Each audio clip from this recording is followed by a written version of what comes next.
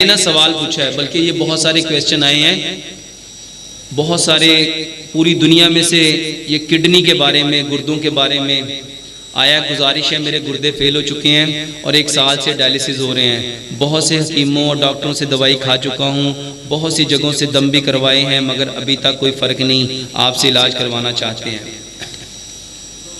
मेरे भाइयों, ये गुर्दे ख़राब क्यों होते हैं, इसको ना सबसे पहले समझते हैं।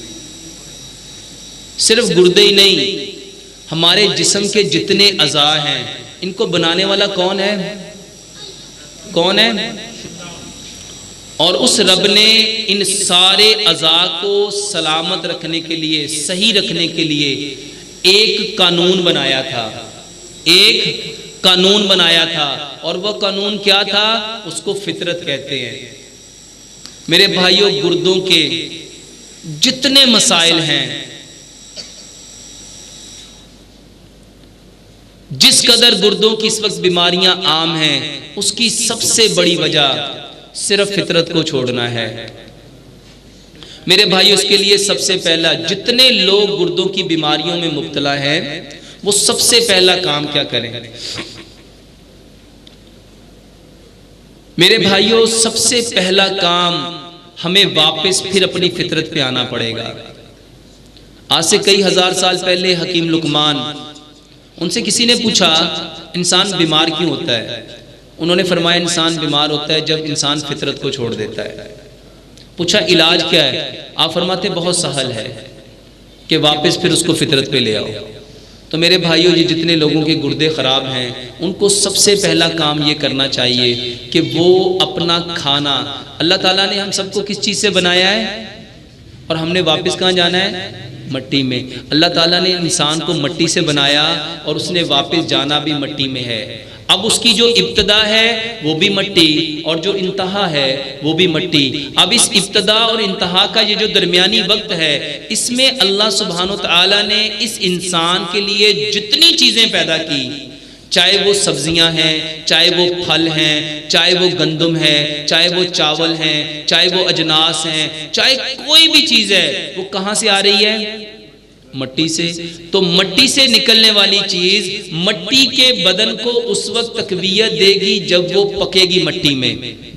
जब वो पकेगी, 50 साल पीछे जाओ, 100 साल पीछे जाओ, जब हमारे घर मट्टी के थे, चूल्हे मट्टी के थे, गलियां मट्टी की थी, मकान मट्टी के थे, बर्तन मट्टी के थे, उन बर्तनों में इस्तेमाल होने वाले जो चम्मच थे वो किसके थे? मट्टी से निकलने वाली लकड़ी के। किसने गुर्दों की प्रॉब्लम को देखा था? सोचो इस बात को, समझो इस बात को। आज से 50 साल पीछे जाओ, फिल्टर प्लांट कहाँ था? मिनरल वाटर कहाँ था? लोग, हमारे दादा बताते हैं कि हम ना भैंसों को चराने के लिए जाते थे, तो जहां भैंसें पानी पीती थी, हम भी वहीं से पानी पीते थे, और किसी को गुर्दों की तकलीफ नहीं हुई, किसी को गुर्दों की तकलीफ नहीं हुई। तो मेरे भाइयों, जितना मिनरल वाटर आ गया, उससे ज्यादा डायलिसिस सेंटर बन गए। जितने फिल्टर प्लांट आ गए, उससे कई करोड़ गुना ज्यादा लोग किडनी के प्रॉब्लम में मुब्तला हो गए। जब फिल्टर प्लांट नहीं थे, मेरे भाइयों, ये मैं कोई कहानी नहीं सुना रहा, गूगल पे जाओ, सिर्फ 50 साल पीछे किडनी के जो पेशेंट थे उनकी रेशो चेक करो। उस वक्त ये बीमारियां क्यों नहीं थी? गुर्दे उस वक्त खराब क्यों नहीं होते थे? क्या उस वक्त लोग मिनरल वाटर पीते थे, या साफ सुथरा पानी पीते थे, या छना हुआ पानी, फिल्टर का पानी पीते थे? मेरे भाइयों, गुर्दे सिर्फ और सिर्फ उस वक्त खराब होते हैं जब हम केमिकल यूज करते हैं, जब हम, और आज सबसे ज्यादा केमिकल किस फॉर्म में हम ले रहे हैं? ये खाने और पानी की सूरत में।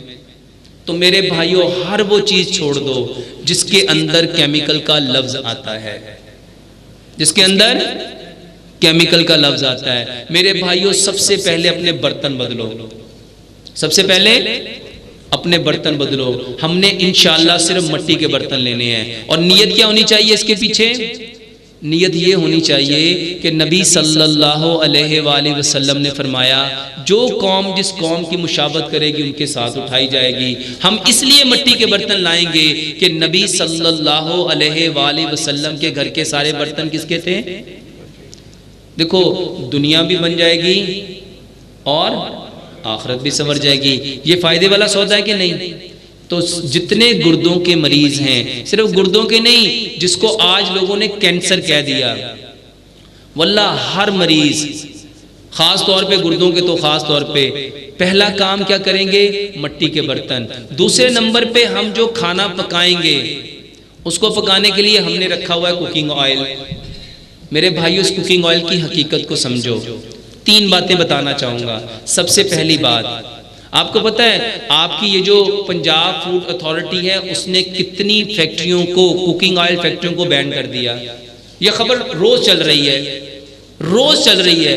क्यों बैन कर दिया? क्यों बैन कर दिया? उन्होंने बताया कि दिल की जितनी बीमारियां हो रही हैं, आंतों की जितनी बीमारियां हो रही हैं, आर्थोस्क्लेरोसिस की जितनी प्रॉब्लम हो रही है, ये सारी की सारी किसकी वजह से हो रही हैं? इस कुकिंग ऑयल की वजह से। मेरे भाइयों, दुनिया का सबसे बेहतरीन तेल, दुनिया का सबसे बेहतरीन कुकिंग ऑयल सरसों का तेल है। कौन सा तेल है? इसको सिंपल समझो, सिंपल। ये जो गाय बैल भैंस होती है, इसका पेट खराब हो जाए तो इसको लोग क्या पीने को देते हैं? वो भैंस का इतना बड़ा मैदा अगर तेल देने से ठीक हो जाएगा, तो क्या ये जो हमारा छोटा सा मैदा ये ठीक नहीं होगा? इसको सिंपल समझो। ये जो कुकिंग ऑयल है, इसका घर में एक्सपेरिमेंट करो। जहां किचन में खाना पकाते हो, उस दीवार पे हाथ फेरो, हाथ के ऊपर क्या आएगा? क्या आएगा? वो कुकिंग ऑयल आएगा, जो गर्म होके भाप बन के दीवार पे चिपक गया। अगर एग्जॉस्ट फैन को उतारोगे, उसके ऊपर क्या उतरेगा? वही कुकिंग ऑयल। अब सोचो कि जो गर्म होके ऊपर गया, चिपक गया, उसने उसको इतना काला कर दिया। जो ठंडा होके मेरे अंदर जा रहा है, वो कितना काला करेगा? दूसरे नंबर पे 2 प्लेटें लो, एक में 1 चम्मच सरसों का तेल डालो, और एक में, इसमें जो सरसों का तेल डालना है, दुनिया का सबसे लो क्वालिटी वाला सरसों का तेल डालो, और इस प्लेट में दुनिया का सबसे अच्छा कुकिंग ऑयल डालो। 12 घंटे के लिए छोड़ दो। सच बताओ, 12 घंटे के बाद इस तेल वाले को पानी के नीचे ले जाओ, ये सारा क्या हो जाएगा? बह जाएगा। और ये क्या होगा? जम जाएगा। और इसको उतारने के लिए क्या लेना पड़ेगा? फेरी लगाना पड़ेगी, साबुन लगाना पड़ेगा, लेमन मैक्स लगाना पड़ेगा। नहीं तो ये साफ, मेरे भाइयों, जो अंदर जाके जमेगा, उसको कौन सी फेरी लगाओगे? सरसों के तेल की सबसे बड़ी खूबी ये है, ये सारी जिंदगी जमता ही नहीं। सारी जिंदगी तजर्बा करो। और इससे बड़ा तजर्बा बताता हूं, इसकी उससे बड़ी खूबी ये है कि इसके अंदर जिस चीज को रखोगे उसको भी नहीं जमने देता। 20 साल एक एक्सपेरिमेंट हुआ कि सरसों के तेल के अंदर ये जो हम अचार रखते हैं, ये जब तक सरसों के अंदर रहेगा, उस आम की शेप भी चेंज नहीं होगी। मेरे भाइयों, जो उन चीजों को बचाएगा, जब आपके अंदर जाएगा तो आपके जिस्म के अज़ा को नहीं बचाएगा। मेरे भाइयों, कुकिंग ऑयल सारे के सारे बंद कर दो, सरसों का तेल इस्तेमाल करो। तीसरे नंबर पे मीठा। मेरे भाइयों, हमारे जिस्म में मीठे की बहुत जरूरत है, क्योंकि हमारा ये जो ब्रेन है ना, ये चलता ही मीठे से है। दिमाग किससे चलता है? सिर्फ मीठे से। मेरे भाइयों, मीठा वो खाओ जो जमीन से उगता है। जमीन से उगने वाला मीठा कौन सा है? गुड़ है। जमीन से उगने वाला मीठा कौन सा है? और इसके अलावा जितने मीठे हैं, या गुड़ खाओ या शहद खाओ। अब गुड़, आप हैरान हो जाओगे, गुड़ और शहद की सेम प्रॉपर्टी है। गुड़ और शहद सेम, मिलती जुलती प्रॉपर्टी है। मेरे भाइयों, मीठा कौन सा खाना है? जो जमीन से निकल रहा है। उसके अलावा जितने मीठे हैं सारे बंद कर दो। तीसरे नंबर पे, हमारे जिस्म पे एक मखसूस मिकदार, कितने % नमकियात हैं? नमक। तो नमक कौन सा लेना चाहिए? एक नमक वो है जो जमीन से निकलता है, मट्टी से निकलता है, उसको कहते हैं स्टोन सॉल्ट। उसको क्या कहते हैं? पत्थर वाला नमक। और वो कौन सा? Pink Himalayan salt. ये जो पिंक धारी वाला नमक है, मेरे भाइयों, ये नमक लो, इसके अंदर 84 मिनरल हैं। कितने मिनरल हैं? 84। और हमारे घरों में आज जो ये नमक आ रहा है, जो समंदर से बना है, समंदर के पानी से बना है, मेरे भाइयों, इसके अंदर बीमारी ही बीमारी है। ये जो गुर्दे खराब हो रहे हैं, हमें क्या कहा जाता है? ब्लड प्रेशर तेज होया, ब्लड प्रेशर हाई हुआ और उससे कौन इफेक्ट हो गया? गुर्दे गए। और ब्लड प्रेशर किससे बढ़ता है? नमक से। मेरे भाइयों सोचो कि जिस नमक को रब ने पैदा किया वो इंसानों के भले के लिए था कि नुकसान के लिए था? किसके लिए था? ये कैसे मुमकिन है कि रब एक चीज को इंसानों के फायदे के लिए पैदा करे और वो उसको नुकसान दे? मेरे भाइयों कहीं खराबी हुई है, कहीं कोई खराबी हुई है, हम उसे खराबी को दूर करना चाहिए। 5वें नंबर पे मेरे भाइयों पानी वो पियो जो जमीन से निकल रहा है। पानी कौन सा पियो? अब क्या हुआ, हमने अपने इलाकों में फैक्ट्रियां लगा के उसके अंदर केमिकल डाल के जमीन के अंदर जज़ब कर दिया और वो केमिकल पानी में आना शुरू हो गया। तो जहां वो फैक्ट्रियां वाला गंदा पानी है वहां ना पियो, उस पानी को साफ करो। उस साफ पानी को क्या करो मेरे भाई? उसका बेहतरीन हल ये है कि उसको बॉयल करो और उसके बाद उसको मिट्टी के अंदर रख दो, यानी मिट्टी के घड़े में, मिट्टी के कूलर में। इसको समझो, अगर किसी जानवर, कुत्ता बर्तन पे मुंह मार जाए, उसको किससे साफ करने का हुक्म है? क्यों? साइंस कहती है कि इस मिट्टी के अलावा कुत्ते के जो जरासीम उसको कोई चीज साफ नहीं कर सकती। सोचो मेरे भाइयों, जो मिट्टी कुत्ते के जरासीम को साफ कर देती है, वो पानी के अंदर जो जरासीम होंगे उसको साफ नहीं करेगी? करेगी कि नहीं करेगी? तो मेरे भाइयों पानी मिट्टी के अंदर रख के पियो। ये 5 काम गुर्दों के मरीज खास तौर पे। उसके बाद अगला काम, मैं इन 5 कामों को एक ही काम कहता हूं, खाना पकाओ इनमें। मिट्टी के बदन को मिट्टी से निकलने वाला सब्जी है, उसके दाले हैं, अजनास हैं, कोई भी चीज है, उसको पकाना किसमें है? मिट्टी के बर्तन में। उस मिट्टी के बर्तन में जो हांडी के अंदर चम्मच इस्तेमाल करेंगे वो भी मिट्टी से निकलने वाले लकड़ी का, उसमें जो तेल डालेंगे वो भी मिट्टी से निकलने वाला, उसमें जो नमक डालेंगे वो भी मिट्टी से निकलने वाला, उसमें जो मीठा डालेंगे वो भी मिट्टी से निकलने वाला, उसमें जो पानी डालेंगे वो भी मिट्टी से निकलने वाला। अब उससे अगला काम, खाना खाने से आधा घंटा पहले पानी पियो। खाना खाने से आधा घंटा पहले पानी पियो, 1.5 घंटा बाद पानी पियो। आधा घंटा पहले और 1.5 घंटा बाद। एक लुकमे को कितना चबाना है? इसको समझो, ये जो गुर्दे हैं ये भी तो मिट्टी के ही बने हैं ना। तो जब हम ये खाना खाएंगे तो इसको भी तो ताकत चाहिए, इसको भी तो एनर्जी चाहिए, जिसको हमने केमिकल खिला खिला के क्या कर दिया? कमजोर कर दिया।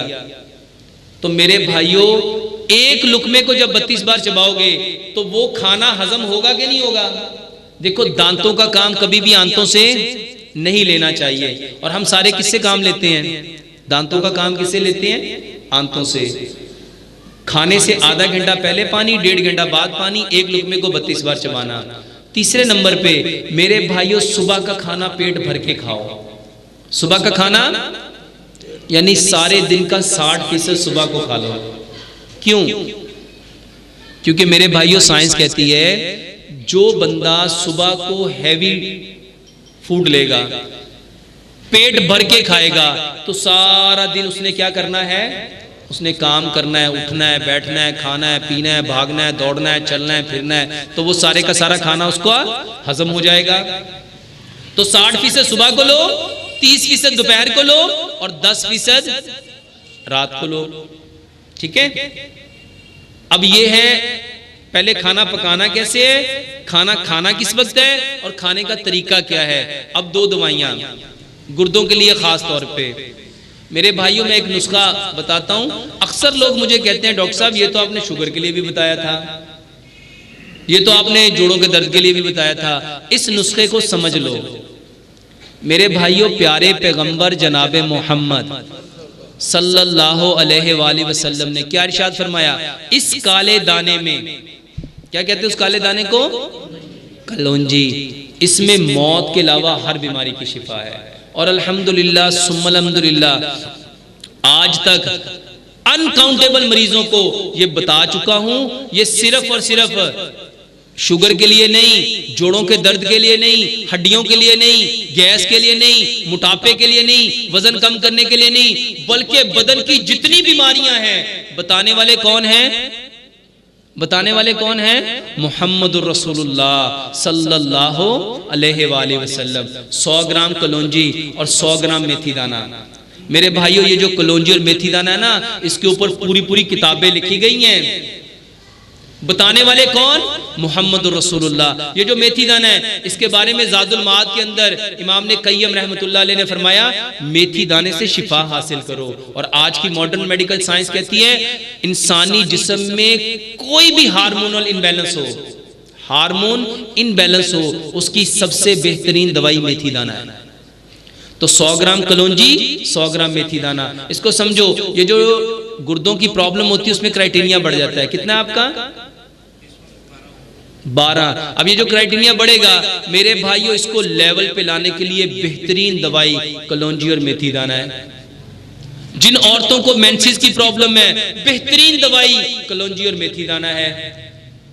जिन लोगों को शुगर है, देखो शुगर क्या है, पैंक्रियाज एक हार्मोन बनाता है, उसको इंसुलिन कहते हैं। जब वो इंसुलिन बनना बंद हो जाती है, मीठा हजम नहीं होता, मीठा खून में आता है। मेरे भाइयों, ये भी हार्मोनल प्रॉब्लम है, उसकी भी बेहतरीन दवाई कलौंजी और मेथी दाना है। इसका तरीका भी बता देता हूं। 100 ग्राम कलौंजी, 100 ग्राम मेथी दाना, इसको कूट लो। शुगर का इलाज भी है, हड्डियों का इलाज भी है, जोड़ों का इलाज भी है, कैंसर का इलाज भी है।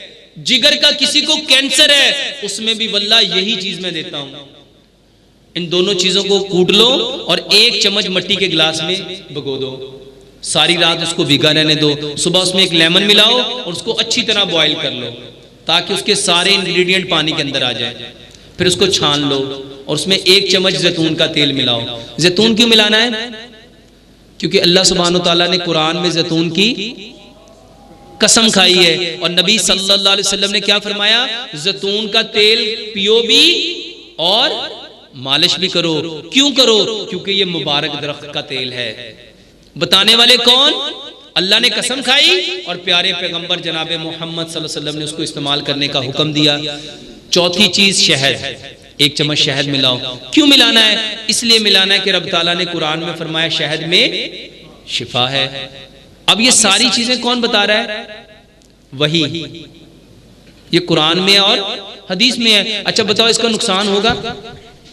जिसके बारे में किसने बताया? वही ने, जिसको जबरील अमीन लेके आए। उससे अच्छी दुआ कायनात में कौन सी हो सकती है कि बताने वाले सैयदुल मलाइका और सुनने वाले सैयदुल अंबिया।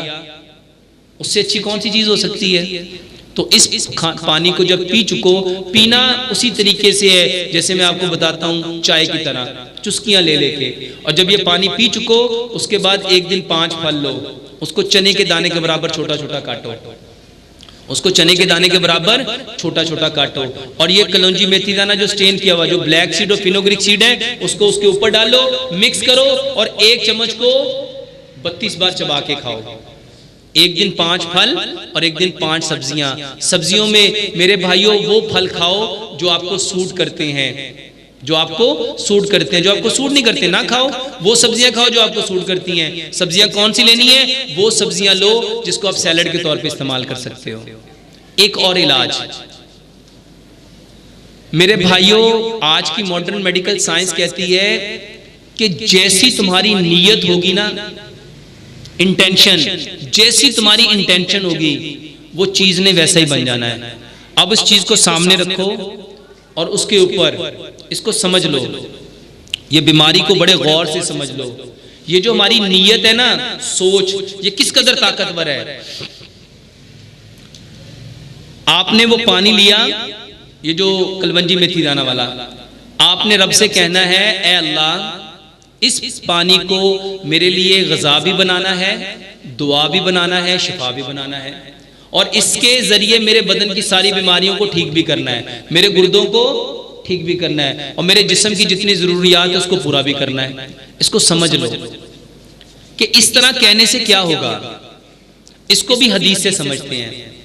हम सब ने बुखारी में एक वाकया सुना कि एक शख्स था, उसने 99 कत्ल किए थे। कितने कत्ल किए थे? 99 कत्ल किए। वो एक आलिम के पास गया, उसको क्या आई थी? सोच कि मेरे मरने के बाद मेरा रब मेरे साथ क्या सलूक करेगा। उसको एक सोच आई, थॉट आया अब वो एक आलिम के पास गया, उसने जब उसे बताया कि मैंने 99 कत्ल किए हैं, 99 कत्ल किए हैं, उसने कहा 99 कत्ल करके तौबा, उसने उसको भी कत्ल कर दिया। कितने हो गए? 100 पूरा हो गया। अब फिर उसको दोबारा क्या आई? सोच। सोच सिर्फ क्या आई?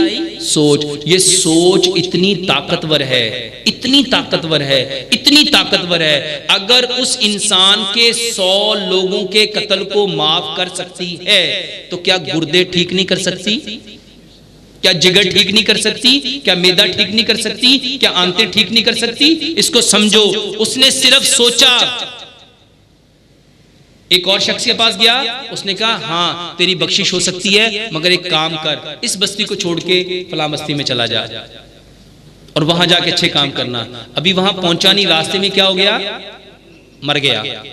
इसको समझो मेरे भाइयों, तौबा तो तब होती ना जब वहां पहुंच जाता, कोई अच्छा अमल कर लेता। अब वहां रास्ते में मरा, फरिश्ते आ गए, जन्नत वाले भी जहन्नम वाले भी। वो कह रहे हमारा है, वो कह रहे हमारा है। दोनों लड़ रहे थे, तकरार कर रहे थे। अल्लाह ने एक और फरिश्ता भेजा। सच बताओ, रूह लेने कौन आता है? यहां जन्नत वाले भी आ रहे हैं, जहन्नम वाले भी आ रहे हैं। अल्लाह ने कानून बदल दिया। किसके पीछे? किसके पीछे? ये कहानी सुना रहा हूं मैं आपको, ये कहानी तो नहीं है, कोई मनगढ़ंत किस्सा तो नहीं है, किसी बाबे की बात तो नहीं कर रहा। ये प्यारे पैगंबर जनाबे मोहम्मद सल्लल्लाहु अलैहि वसल्लम की बात कि सोच के जरिए, अगर सोच के जरिए उस 100 का कातिल अपने आप को जहन्नम से बचा सकता है। प्यारे पैगंबर जनाबे मोहम्मद सल्लल्लाहु अलैहि वसल्लम ने क्या फरमाया? क़यामत का दिन होगा, कातिल और मकतूल आएंगे। किस हालत में आएंगे? जो मकतूल होगा उसने गिरेबान पकड़ा होगा कातिल का, और एक हाथ में अपना सर पकड़ा होगा। मेरे भाइयों, इस बंदे का गिरेबान कितनों ने पकड़ा होगा? कितनों ने पकड़ा होगा? 100 बंदों ने। यहां रब ने कानून बदल दिया। कानून, अब रब ने हुक्म दिया, तीसरे को सालस बना के भेजा। क्या कर? जहां से आया उस जगह को भी नाप, जहां जाना है उस जगह को भी नाप। नबी सल्लल्लाहु अलैहि वसल्लम ने फरमाया, जहां से आया था वो करीब थी, जहां जाना था वो दूर थी। रब ताला ने क्या हुक्म दिया? नजदीक वाली को हुक्म दिया फैल जा, दूर वाली को हुक्म दिया करीब आ जा। किस वजह से? नियत, सोच। मेरे भाइयों, अगर उसके सारे के सारे गुनाह बदले जा सकते हैं, मेरे गुर्दे क्यों नहीं चेंज हो सकते? मेरा दिल क्यों नहीं ठीक हो सकता? मेरे फेफड़े क्यों नहीं ठीक हो सकते? मेरी आंतें क्यों नहीं ठीक हो सकती? मेरा मैदा क्यों नहीं ठीक हो सकता? मेरे जोड़ क्यों नहीं ठीक हो सकते? मेरा दिमाग क्यों नहीं ठीक हो सकता? मेरा जिस्म क्यों नहीं ठीक हो सकता? इस सोच के जरिए, इस सोच के जरिए साइंस ने क्या कहा? साइंस कहती है information make a thought, thought make a thinking, thinking make a believe, believe make a values, values make a limits, limits make a character, character make a action, action make a attitude, attitude make a habits, habits make a personality. Science कहती है if your information are positive then your personality are positive. मेरे भाइयों, ये मैं information आपको दे रहा हूं, नियत के जरिए, सोच के जरिए सब कुछ किया जा सकता है। इसको समझ लो, इसको जान लो। वल्लाह, जो इस नियत को समझ गया, जो इस नियत को जान गया, इमाम बुखारी समझ गए थे। इसीलिए सबसे पहले जिस हदीस को लेके आए, क्या लेके आए? इन्नमल अमालु बिन्नियात, अमलों का दारोमदार नियत है। इसको समझ लो मेरे भाइयों, ये कहानी नहीं है, ये किस्सा नहीं है। सिर्फ नियत के जरिए, सिर्फ नियत के जरिए, सिर्फ सोच के साथ आप अपनी हर बीमारी का इलाज कर सकते हो। कैसे? एक रिसर्च बताता हूं। अमेरिका के अंदर ये रिसर्च हुई कि सोच के जरिए क्या किया जा सकता है। सोच के जरिए क्या किया जा सकता है? मेरे भाइयों, सोच के जरिए इंसानों को कत्ल किया जा सकता है। ये जितने लोग जादू करते हैं, क्या करते हैं वो? क्या करते हैं वो? सिर्फ नेगेटिव सोच, शैतानी सोच, और बंदे को कत्ल किया जा सकता है। नबी सल्लल्लाहु अलैहि वसल्लम ने क्या फरमाया? मेरी उम्मत की कसरत मवात किसकी वजह से है? नजर बद की वजह से। एक हट्टे कट्टे ऊंट को हंडिया पे पकड़े पे मजबूर कर देती कौन है? नजर। नजर शैतान के तीरों में तीर है जो सीधी अपने निशाने पे लगती है। मेरे भाइयों, नजर के जरिए इतना कुछ हो सकता है, नियत के जरिए क्यों नहीं हो सकता? सोच के जरिए क्यों नहीं हो सकता? रिसर्च क्या हुई कि इस सोच के जरिए क्या किया जा सकता है। एक ऐसा शख्स लिया गया, उन्होंने कहा सोच के जरिए इंसान को हलाक किया जा सकता है, मारा जा सकता है। कैसे? उन्होंने एक शख्स को लिया जिसको सजाए मौत होनी थी, उस शख्स के ऊपर उन्होंने तजर्बा किया, उसको बिठाया और उसको एक जानवर दिखाया, एक सांप दिखाया कि ये सांप तुम्हें काटेगा, ये सांप तुम्हें काटेगा, और जब ये काटेगा तो एक सुई की तरह तुम्हारे अंदर डंग जाएगा और उससे सबसे पहले तुम्हारा अंगूठा काला होगा, फिर पांव की अंगूठे के साथ वाली उंगली, फिर साथ वाली उंगली, फिर साथ वाली, फिर पांव काला होगा, फिर टांग काली होगी, फिर थाई काली होगी, फिर बैली काली होगी, फिर चेस्ट काली होगी, फिर पूरा जिस्म काला हो जाएगा और 5 मिनट के अंदर तुम मर जाओगे। ये इंफॉर्मेशन उसको देते गए, देते गए, देते गए, देते गए, देते गए। आखिरकार चंद दिनों के बाद उस शख्स को वो सांप दिखाया गया, उसकी आंखों पे पट्टी बांधी गई, प्लेन नीडल उसके पांव में चबो दी गई, प्लेन नीडल उसके पांव में चबो दी गई। अब उसने जो सोचा हुआ था वैसा ही होना शुरू हुआ। सबसे पहले उसका अंगूठा काला हुआ, फिर उंगली काली हुई, फिर दूसरी उंगली काली हुई, तीसरी उंगली काली हुई, पांव काला हुआ, टांग काली हुई, थाई काली हुई, बैली काली हुई, चेस्ट काली हुई, पूरा काला हुआ। 4 मिनट 58 सेकंड में वो बंदा मर गया। और जब उसके अंदर जहर देखा गया तो एज इट वही जहर था जो उसको इंफॉर्मेशन के जरिए दिया गया था। ये जहर कहां से आ गया? अगर मेरे भाइयों सोच के जरिए उसके अंदर जहर पैदा किया जा सकता है तो सोच के जरिए उसके अंदर शिफा को क्यों नहीं पैदा किया जा सकता? अगर सोच के जरिए उसके अंदर जहर आ सकता है तो सोच के जरिए उसके अंदर शिफा भी आ सकती है। क्योंकि समझ लो अल्लाह फरमाते हैं अना इंद ज़न्ना अब्दी बी, अल्लाह हर इंसान के साथ उसके गुमान के मुताबिक है। जो गुमान करोगे अल्लाह वैसा ही है, अल्लाह को वैसा ही पाओगे। ये गुमान करो कि ये खाना, ये पानी, मेरे भाइयों सोच का तो इतना असर है। आज तो साइंस यहां तक प्रूव कर गई, यहां तक जान गई कि जब हांडी पकाते हुए बीवी की, माँ की, बहन की, बेटी की झगड़े वाली सोच है ना, वो सारे का सारा खाना जो खाएगा वो झगड़ा ही पैदा करेगा। खाना पकाते हुए जो सोच है उस खाने के अंदर वही सोच जाएगी। मेरे भाइयों साइंस ने यहां तक प्रूव कर दिया कि ये जो थॉट है, information make a thought, thought make a thinking, thinking make a believe. ये जो सोच है मेरे भाइयों, सोच यकीन बनाती है। तो हमने गुर्दों के मरीजों के लिए क्या करना है? उनको सोच देनी है। मेरे भाइयों डॉक्टरों ने भी तो आपको सोच ही दी ना। सोच क्या दी? गुर्दे चेंज कर दो। क्या करो? गुर्दे चेंज कर दो। और हमने वो कर दिए। अच्छा, जिनके गुर्दे चेंज हुए क्या वो बीमार नहीं होते? मेरे पास ऐसा मरीज आया है, उसके 1 बार नहीं, 2 बार नहीं, 4 बार किडनी ट्रांसप्लांट हुआ। वो कहता गुर्दा चलता ही नहीं है। इसको समझो मेरे भाइयों, इस इंसान को किसने बनाया? और एवे नहीं बनाया। कितनी कसमें खाई? वत्तीन वज़ैतून वतूरी सीनीना वहाज़ल बलदिल अमीन। फिर फरमाया लक़द ख़लक़नल इंसाना फी अहसनी तक़वीम। जो पैदा करने वाला अहसनुल खालिकीन, पैदा होने वाला अहसन तक़वीम पे। और हम कितने आराम से कहते उसके गुर्दे खराब हो गए, उसका जिगर खराब हो गया, उसकी आंतें खराब हो गई, उसका दिल खराब हो गया। ये मोबाइल जिस बंदे ने बनाया तो इसकी खराबी पे हम किसको ब्लेम देते हैं? बनाने वाले को। किसको ब्लेम देते हैं? बनाने वाले को। और आज हम किसको ब्लेम दे रहे हैं? किसको ब्लेम दे रहे हैं? मेरे भाइयों अपनी बीमारियों का इलाज खुद से करना सीखो। हकीम लुकमान ने एक बात बहुत प्यारी कही थी कि जो शख्स जहां बीमार होता है उसका वहीं पे इलाज होता है। जो शख्स जहां बीमार होता है उसका वहीं पे इलाज होता है। जितने गुर्दे के मरीज हैं मेरे भाइयों, सिर्फ खाना, पानी, जो चीज सामने है उसके ऊपर सिर्फ और सिर्फ दुआएं पढ़ो, दुआएं पढ़ो। जितनी दुआएं दिल से निकलेंगी और जितनी सोच, मेरे भाइयों वो शख्स अगर 100 के कत्ल करने के बावजूद जन्नत में जा सकता है तो मेरे भाइयों हम सोच से अपनी बीमारियां ठीक नहीं कर सकते? किसी और भाई का कोई सवाल?